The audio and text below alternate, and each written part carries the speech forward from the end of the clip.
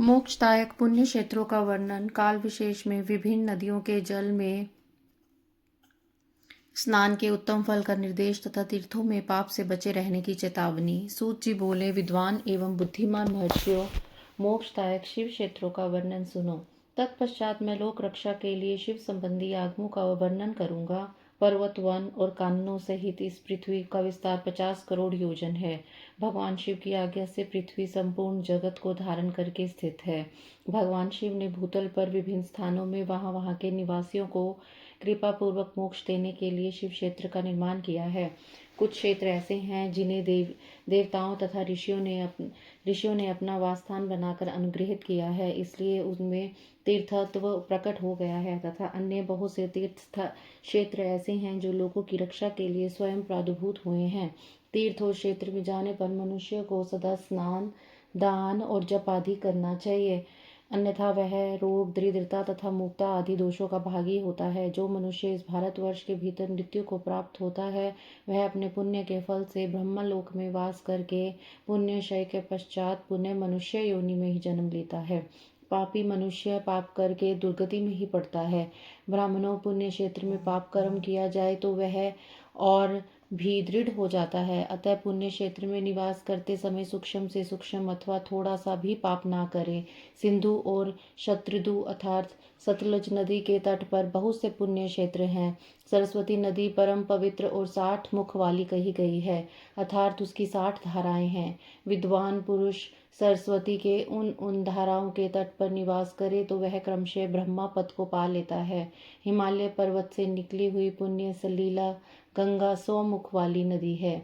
उसके तट पर काशी, प्रयाग आदि अनेक पुण्य क्षेत्र हैं।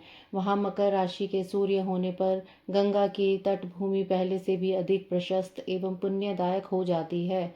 सोनभद्र नदी की 10 धाराएं हैं। वह बृहस्पति के मकर राशि में आने पर अत्यंत पवित्र तथा अभीष्ट फल देने वाला हो जाता है। उस समय वहां स्नान और उपवास करने से विनायक पद की प्राप्ति होती है। पुण्य सलीला महानदी नर्मदा के 24 मुख अथात स्रोत हैं। उसमें स्नान तथा उसके तट पर निवास करने से मनुष्य को वैष्णव पद की प्राप्ति होती है। तमसा के 12 तथा रेवा के 10 मुख हैं। परम पुण्यमयी गोदावरी के 21 मुख बताए गए हैं। वह ब्रह्म हत्या तथा गोवध के पाप का विनाश करने वाली एवं रुद्रलोक देने वाली है। कृष्णवेणी नदी का जल बड़ा पवित्र है। वह नदी समस्त पापों का नाश करने वाली है।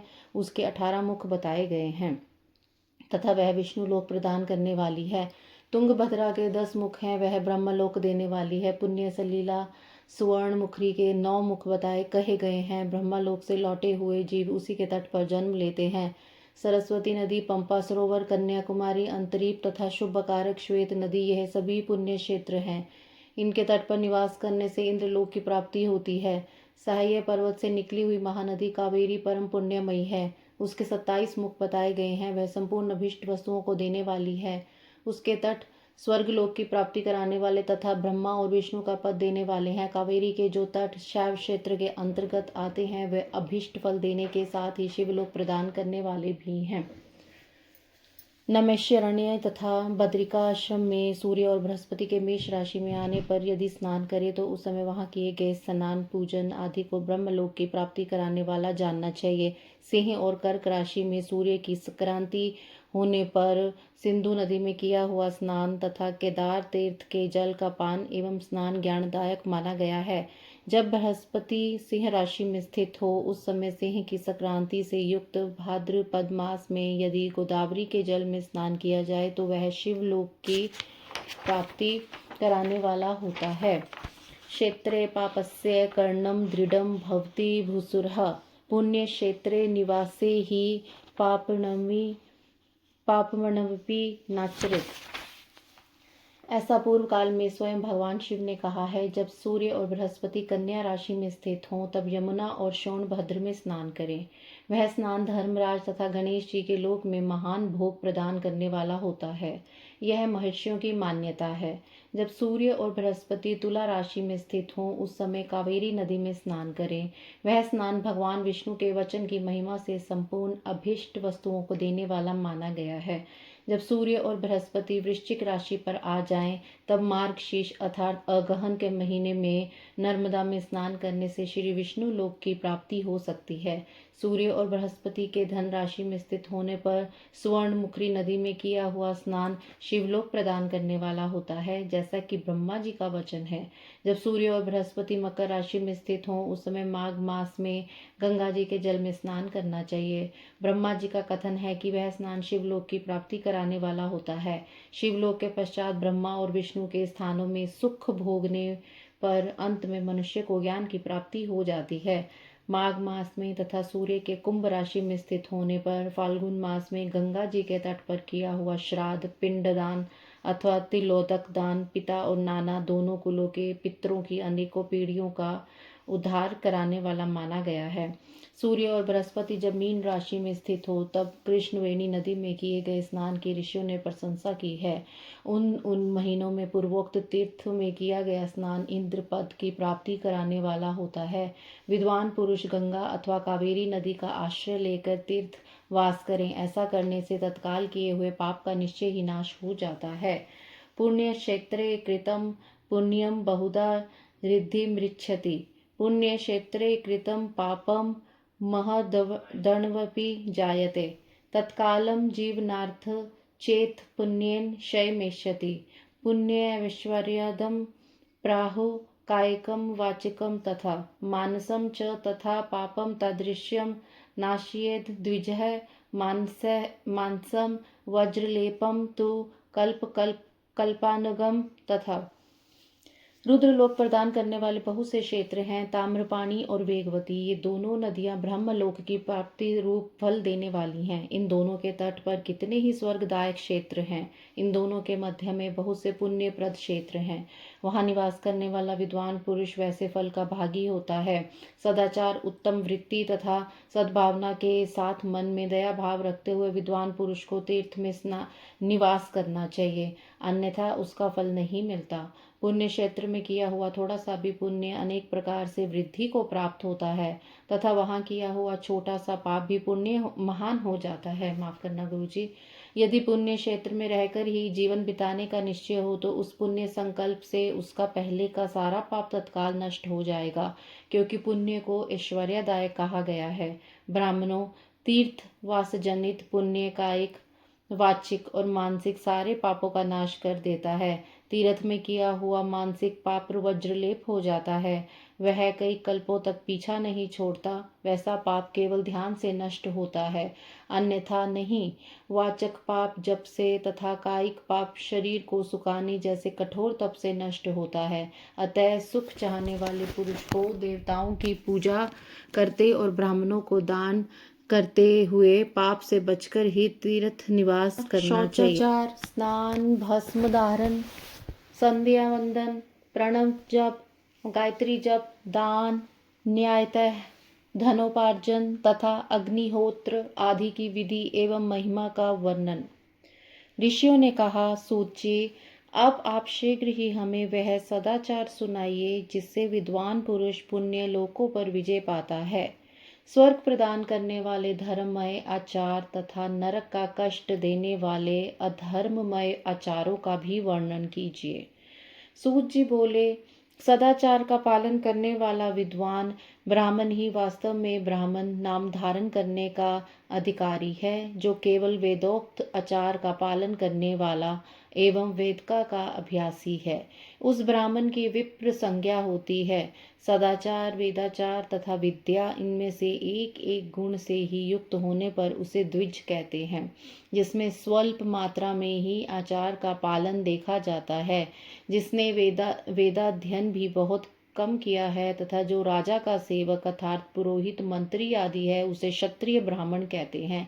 जो ब्राह्मण कृषि तथा वाणिज्य कर्म करने वाला है और कुछ कुछ ब्राह्मणोचित आचार का भी पालन करता है, वह वैश्य ब्राह्मण है। तथा जो स्वयं ही खेत जोतता अर्थात हल चलाता है, उसे शूद्र ब्राह्मण कहा जाता है। जो दूसरों के दोष देखने वाला और परद्रोही है, उसे चांडाल द्विज कहते हैं। इसी तरह क्षत्रियों में भी जो पृथ्वी का पालन करता है वह राजा है। दूसरे लोग राजत्वहीन क्षत्रिय माने गए हैं। वैश्यों में भी जो धान्य आदि वस्तुओं का क्रय विक्रय करता है वह वैश्य कहलाता है। दूसरों को वणिक कहते हैं। जो ब्राह्मण क्षत्रियों तथा वैश्यों की सेवा में लगा रहता है वही वास्तव में शूद्र कहलाता है। जो शूद्र हल जोतने का काम करता है उसे वृषल समझना चाहिए। सेवा, शिल्प और कृषण से भिन्न वृत्ति का आश्रय लेने वाले शूद्र दस्यु कहलाते हैं। इन सभी वर्णों के मनुष्यों को चाहिए कि वे ब्रह्म मुहूर्त में उठकर पूर्वाभिमुख हो। सबसे पहले देवताओं का, फिर धर्म का, अर्थ का, उसकी प्राप्ति के लिए उठाए जाने वाले कलेशों का तथा आय और व्यय का भी चिंतन करें। रात के पिछले पहर को उषय काल जानना चाहिए। उस अंतिम पहर का जो आधा या मध्य भाग है उसे संधि कहते हैं। उस संधि काल में उठकर द्विज को मल मूत्र आदि का त्याग करना चाहिए। घर से दूर जाकर बाहर से अपने शरीर को ढके रखकर दिन में उत्तराभिमुख बैठकर मल मूत्र का त्याग करें। यदि उत्तराभिमुख बैठने में कोई रुकावट हो तो दूसरी दिशा की ओर मुख करके बैठें। जल, अग्नि, ब्राह्मण आदि तथा देवताओं का सामना बचाकर बैठें। मल त्याग करके उठने पर फिर उस मल को न देखें। तदंतर जलाशय से बाहर निकाले हुए जल से ही गुदा की शुद्धि करें अथवा देवताओं, पितरों तथा ऋषियों के तीर्थों में उतरे बिना ही प्राप्त हुए जल से शुद्धि करनी चाहिए। गुदा में 7, 5 या 3 बार मिट्टी लगाकर उसे धोकर शुद्ध करें। लिंग में ककोड़े के फल के बराबर मिट्टी लेकर लगाएं और उसे धो दें, परंतु गुदा में लगाने के लिए 1 पसर मिट्टी की आवश्यकता होती है। लिंग और गुदा की शुद्धि के पश्चात उठकर अन्यत्र जाए और हाथ पैरों की शुद्धि करके 8 बार कुल्ला करें।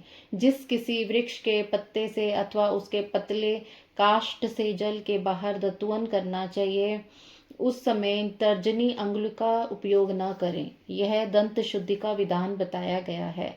तदंतर जल संबंधी देवताओं को नमस्कार करके मंत्र जाप करते हुए जलाशय में स्नान करें। यदि कंठ तक या कमर तक पानी में खड़े होने की शक्ति न हो तो घुटने तक जल में खड़ा हो अपने ऊपर जल छिड़क कर मंत्रोच्चारण पूर्वक स्नान कार्य संपन्न करें। विद्वान पुरुष को चाहिए कि वहां तीर्थ जल से ही देवता आदि का स्नानांग तर्पण भी करें। इसके बाद धौत वस्त्र लेकर 5 कच्छ करके उसे धारण करें। साथ ही कोई उत्तरीय भी धारण कर ले, क्योंकि संध्या बंधन आदि सभी कर्मों में उसकी आवश्यकता होती है। नदी आदि तीर्थों में स्नान करने पर स्नान संबंधी उतारे हुए वस्त्रों को वहां ना धोएं। स्नान के पश्चात विद्वान पुरुष भीगे हुए उस वस्त्र को बावड़ी में, कुएं के पास अथवा घर आदि में ले जाएं और वहां पत्थर पर, लकड़ी आदि पर, जल में या स्थल में अच्छी तरह धोकर उस वस्त्र को निचोड़ें। द्विजो वस्त्र को निचोड़ने से जो जल गिरता है वह एक श्रेणी के पितरों की तृप्ति के लिए होता है। इसके बाद जबाली उपनिषद में बताए हुए अग्निरिथे मंत्र से भस्म लेकर उसके द्वारा त्रिपुंड लगाएं। जबाली उपनिषद में भस्म धारण की विधि इस प्रकार कही गई है। ओम अग्निरिति भस्म वायुरिति भस्म व्योमिति मिति भस्म जलमिति भस्म स्थलमिति भस्म। इस मंत्र से भस्म को अभिमंत्रित करें। माँ नस्तुके तन्य माँ न आयुषी माँ नो गोषु माँ नो अश्वेषु रिरिष्ये माँ नो वीरान रुद्र भामिनो वृद्धि हर्व मिश्मते सदमित्वा हवा में। इस मंत्र से उठाकर जल से मलें। तत्पश्चात त्रायुषम जमदग्नेः कश्यपस्य त्रायुषम यदेवेषु त्रायुषम तन्यस्तु त्रायुषम इत्यादि मंत्र से मस्तक, ललाट, वक्षस्थल और कंधों पर त्रिपुंड करें। त्रयायुषम जमदग्नेः कश्यपस्य त्रायुषम यद्यवेषु त्रायुषम तन्यस्तु त्रायुषम तथा त्र्यंबकम यजामहे सुगंधिम पुष्टिवर्धनम उर्वारुकमिव बंधनात् मृत्यु मोक्षेमा अमृतात्। इन दोनों मंत्रों को 3-3 बार पढ़ते हुए 3 रेखाएं खींचें।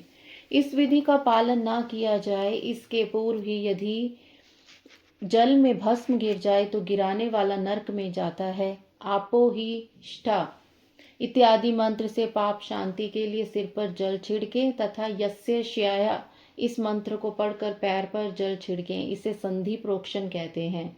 आपो हिष्ठा इत्यादि मंत्र में 3 ऋचाएं हैं और प्रत्येक ऋचा में गायत्री छंद के 3-3 चरण हैं।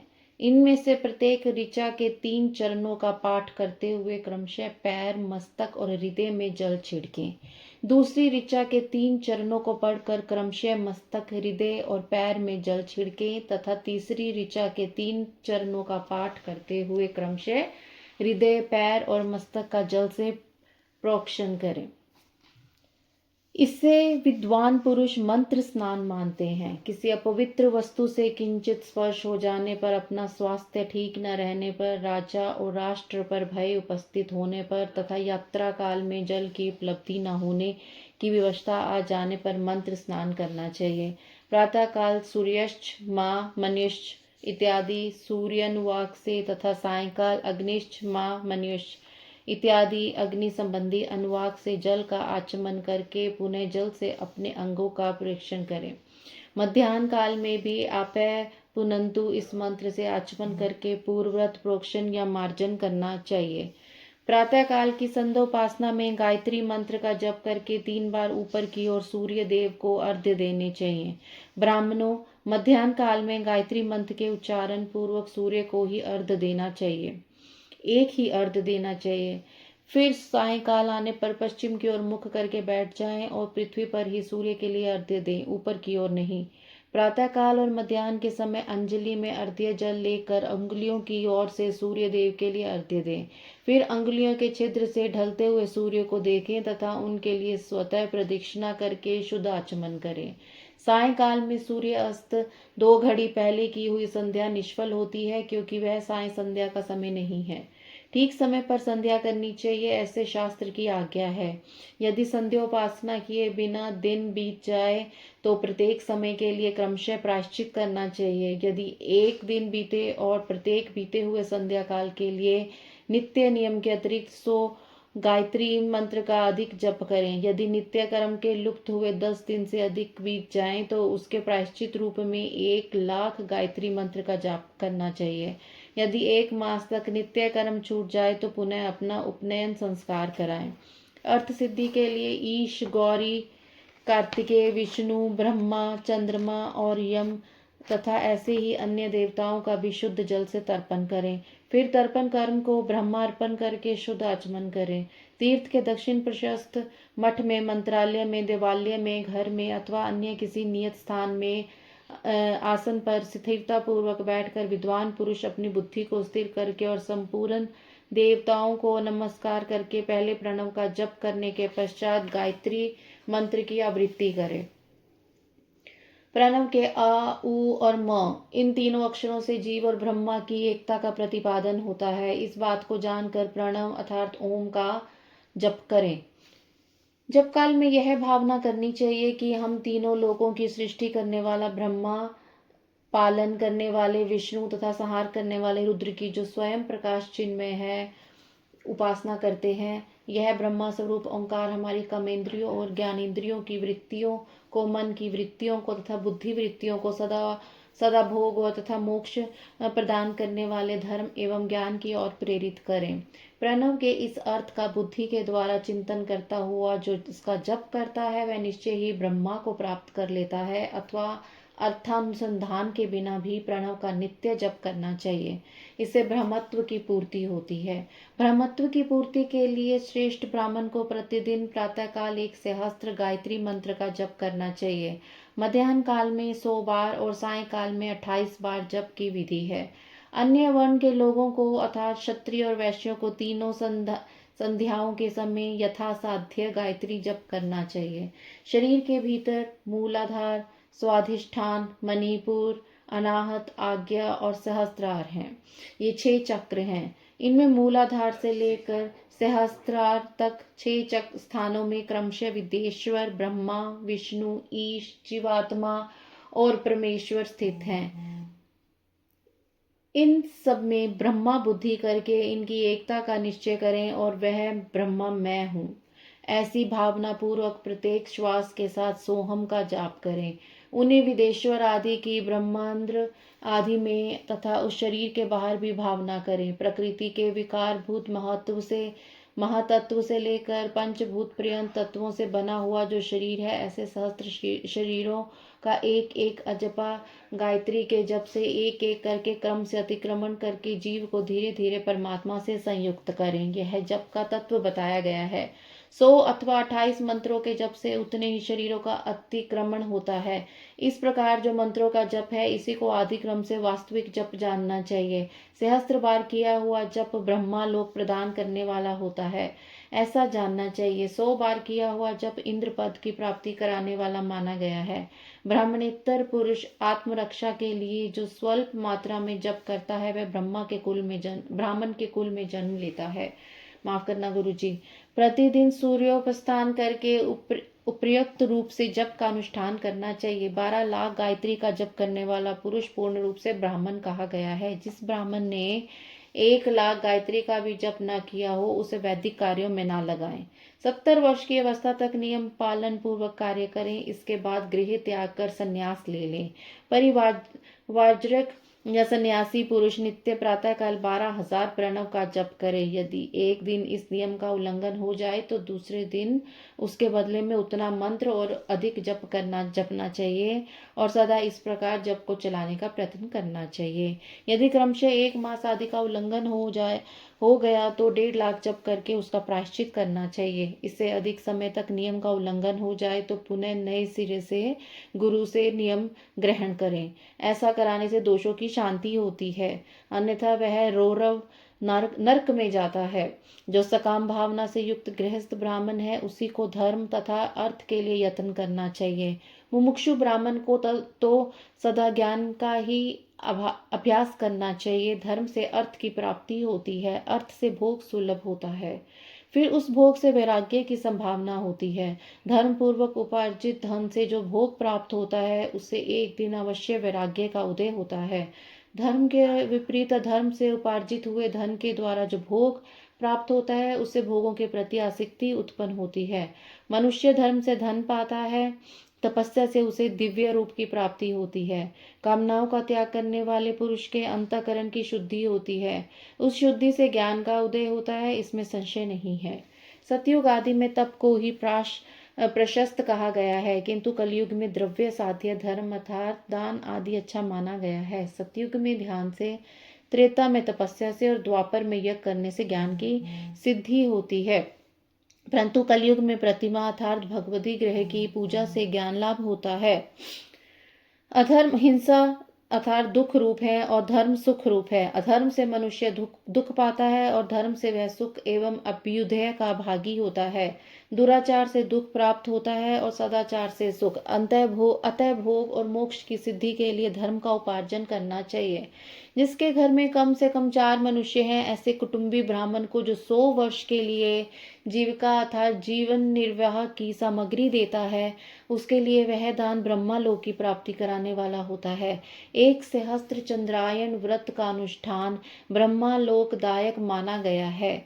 जो क्षत्रिय 1 सहस्त्र कुटुंब को जीविका और आवास देता है, उसका वह कर्म इंद्रलोक की प्राप्ति कराने वाला होता है। 10,000 कुटुंबों को दिया हुआ आश्रय दान ब्रह्मालोक प्रदान करता है। दाता पुरुष जिस देवता को सामने रखकर दान करता है, अर्थात वह दान के द्वारा जिस देवता को प्रसन्न करना चाहता है, उसी का लोक उसे प्राप्त होता है।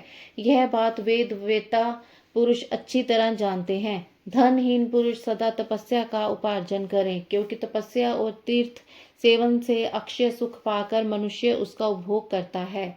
अब मैं न्यायतः धन के उपार्जन की विधि बता रहा हूँ। ब्राह्मण को चाहिए कि वह सदा सावधान रहकर विशुद्ध प्रतिग्रह अर्थात दान ग्रहण तथा याजन अर्थात यज्ञ कराने आदि से धन का अर्जन करें। वह इसके लिए कहीं दीनता ना दिखाएं और न अत्यंत क्लेशदायक कर्म ही करें। क्षत्रिय बाहुबल से धन का उपार्जन करे और वैश्य कृषि एवं गो रक्षा से। न्यायोपार्जित धन का दान करने से दाता को ज्ञान की सिद्धि प्राप्त होती है। ज्ञान सिद्धि द्वारा सब पुरुषों की गुरु कृपा मोक्ष सिद्धि सुलभ होती है। मोक्ष से स्वरूप की सिद्धि अर्थात ब्रह्मा स्वरूप से स्थिति प्राप्त होती है, जिससे मुक्त पुरुष परमानंद को प्राप्त करता है। अर्थात अनुभव करता है।